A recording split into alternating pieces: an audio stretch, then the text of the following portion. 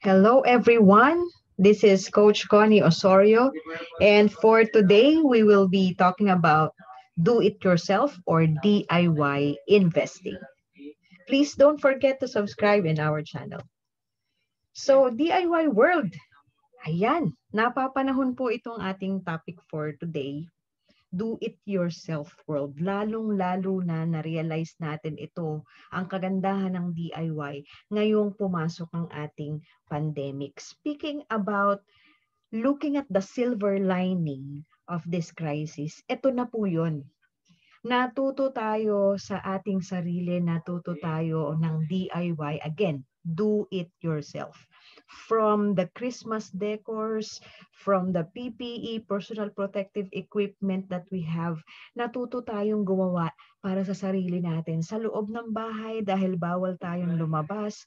Yung mga kailangan nating gawin at kailangan natin ng expert at ng iba pang mga workforce na hindi po pwede nating gawin, natuto tayong tayo mismo ang maging expert doon at gawin natin sa sarili natin. Again, DIY. Ang husband ko, ako mismo po ang naggupit ng buhok, hindi dahil sa nakiuso tayo sa mga vlogs ng mga artista, kundi yun po talaga wala pa, hindi pa tayo pwedeng lumabas. So, wala tayong choice kundi do it yourself. Lahat halos ng bagay, natuto tayong magtanim, lahat halos ng bagay sa loob ng ating tahanan ay naging DIY. Ano po yung naging advantage nito? Nakita natin yung kagandahan. If we will be looking at the brighter side of this crisis, yun na po yung DIY. Ano po? Natuto tayo sa sarili natin, nakatipid tayo. Actually, ganun din po sa investing. Kung gagawin nyo po sa sarili nyo ang DIY sa investment, ganun din po yung magiging effect. You will be experts and you will have big savings. Magiging affordable lahat ng bagay, makakatipid tayo. So, you can be your own money manager. Of course, no? Pwede nyo kayo ang mag-control ng mismong investment ninyo. At yun po yung pag-uusapan natin for this video. If you know or if you feel na ito pong video na to ay nakatulong sa inyo, please don't forget to hit that like button and of course mag-subscribe na rin po kayo kung bago kayo sa channel natin. Yes, you can be your own money manager. And ang sinasabi po natin dito, nagkakaroon tayo ng mismong control natin sa investment. Madami pong advantage yan. Pero ito po yung tanong sa atin. Okay? Bakit ba maganda talaga ang DIY? Ang tanong kasi, kanino bang pera yung i-invest mo? Di ba sa'yo? Pera mo yun Di ba po? Pero ang tanong sunod, sinong magmamanage nito? Dalawa lang po yung po pwedeng sagot natin dyan. Pero mas okay kung ikaw mismo ang magmamanage nito. For you to be able to have control at makatipid ka, do it yourself. Sa investment din, DIY. Yan po yung pag-uusapan natin. Pero po pwede rin namang ibang tao. Kasi po, yun po yung conventional na ginagawa natin Ibang tao nagmamanage ng investment mo. Kailan nangyayari na ang ibang tao ang magmamanage ng investment mo? Kasi po, siya yung expert doon, di ba po? Siya yung knowledgeable doon. They are the professionals who are legit to do that. Tama po ba yun? But what if I could tell you that you can be the expert on this? Di ba po? Panalo tayo pag do it yourself. Again, makakatipid, may control tayo sa pera natin. At nagiging expert din tayo sa investment. So, lahat win-win situation tayo if you do it yourself when it comes to investment. And again, sinasabi ko nga po, be your own money manager. Ano po yung kailangan nating ingredient dyan? Ang sinasabi natin dito, kung kailangan ng pera mo ng time to grow, sabayan mo yung pera mo. You also need time to grow. You also need to invest on time to learn how to do it yourself. Okay? Sabi po natin dito, ang DIY, madami siyang advantages. Okay? DIY investing specifically offers security. Why? You are in control of your money. Affordability, nasabi na natin yan sa lahat ng DIY things. And investing is also one. Nakakatipid ka if you do it yourself in your investments. At dahil nakakatipid ka, it also offers diversification. What does it mean? Yung savings mo na ilalagay mo ngayon sa iba pang investment vehicles, nagiging income streams mo siya, sources of your passive income. Let's have an example. If you are 20 to 30 years old, okay, and you decided to invest your money into protection and investment. Say, anong mararating ng 5,000 to 6,000 mo kung yun ang iyong age at ito yung decision mo to put that money?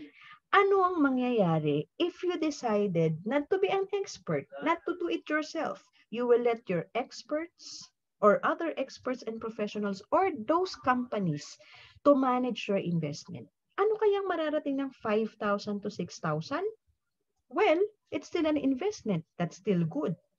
Yan ang magiging monthly premium mo with lower coverage. Now, anong ibig sabihin yan? Siyempre, monthly, 5,000 to 6,000 yung babayaran mo. It could be lower coverage. For example, 250,000 for insurance or protection or a maximum of 500,000, 500,000 coverage. Again, monthly premium.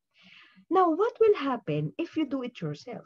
Anong mararating ng 5,000 to 6,000 mo? Well, this is the good news. Instead of monthly premium, yes, if you do it yourself, that is an equivalent of an annual premium for protection or insurance already with, this is a plus, with higher coverage. What does it mean? Yung 5,000 to 6,000 mo, pang isang taon mo nang bayad yun sa isang 1 million coverage na insurance if you do it yourself. If you will look at that, kung you will let the companies manage your investment, you will be spending 60,000 to 70,000 per year. Kasi babayaran mo sila as experts, right? For them to manage your investment. But if you manage that yourself, makakatipid ka syempre ng 55 to 66K savings. Why? Kasi 5,000 to 6,000 annual premium na yun. So sa isang taon, kung magdo-do it yourself ka, ganyan na natitipid mo. So kung may natipid kang ganyang kalaki, you can still put that high savings to other investment vehicles like mutual funds. Now, this strategy is what we call the buy term invest the difference. BTID. You just need to buy term insurance na mura and invest the difference of your money into other vehicles para madami kang income streams, madami kang passive income sources. Is that a good news for you? That's an example. Dito po sa IMG, we're very true with DIY world. We revolutionize how we really invest. And IMG is very true to this advocacy. Unang-una, we have access to affordable financial products and services. Yes, DIY po kami. And IMG is the Philippines' biggest financial super hub. One-stop shop na po tayo ng mga partners natin ng malalaking company in healthcare, life insurance, investment, real estate, general insurance, and allied services. If you're a member of IMG, you bypass the middleman. Kaya mas nakakamura po tayo. It offers affordability. Wala na tayong agent. Ano po? Now, Ma'am Connie, paano naman magiging expert? Well, as a member, DIY pa rin po kami. For you to be able to do it yourself, sabi nga natin, you have to invest time to learn.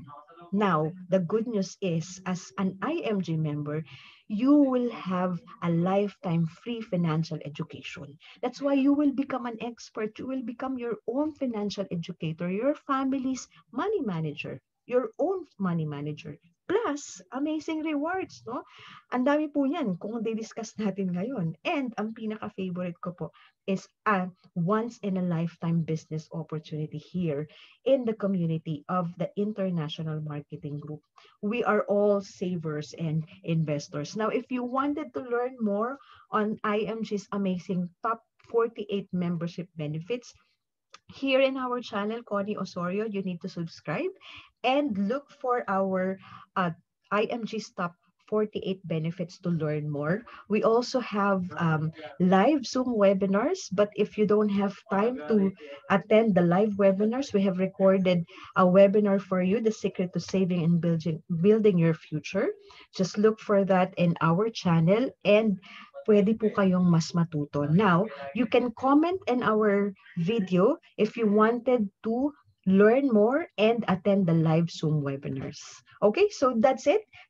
Sana po ay nakatulong kami sa inyo. Sana po meron kayo natutunan sa simpleng mga paliwanag at introduction namin sa inyo. Again, if you want to learn more, invest time to do it yourself.